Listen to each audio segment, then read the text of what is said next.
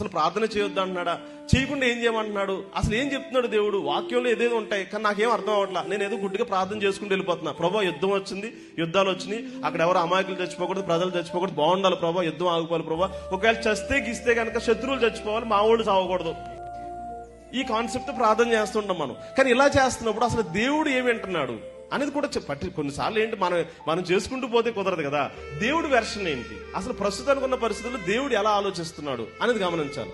దేవుడు ఎప్పుడైనా సరే ఎలా ఆలోచిస్తాడంటే, ప్రజలు మనుషులు దేవుని మాట వినకుండా విచ్చలవిడిగా లోకానుసారంగా శరీరానుసారంగా ఇష్టం వచ్చినట్టు బ్రతుకుతుంటే గనక వాళ్ళకి ఏమొచ్చినా సరే కొన్నిసార్లు పట్టించుకోడు.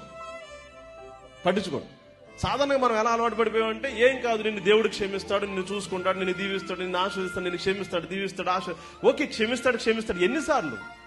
తప్పుని ఒకసారి చేస్తే క్షమిస్తాడు, 2 సార్లు చేస్తే క్షమిస్తాడు, 3 సార్లు చేస్తే క్షమిస్తాడు. ప్రతిరోజు సంవత్సరాల తరబడి తప్పులే చేస్తున్నాం కదా, మరి క్షమించడం అనేది ఎక్కడ జరుగుతుంది? అప్పుడు కూడా క్షమిస్తాడు. ఎప్పుడు తప్పులు చేస్తున్నప్పుడు మధ్యలో ఆగి ఆలోచించి దేవుని క్షమించమని అడిగినప్పుడు క్షమిస్తాడు.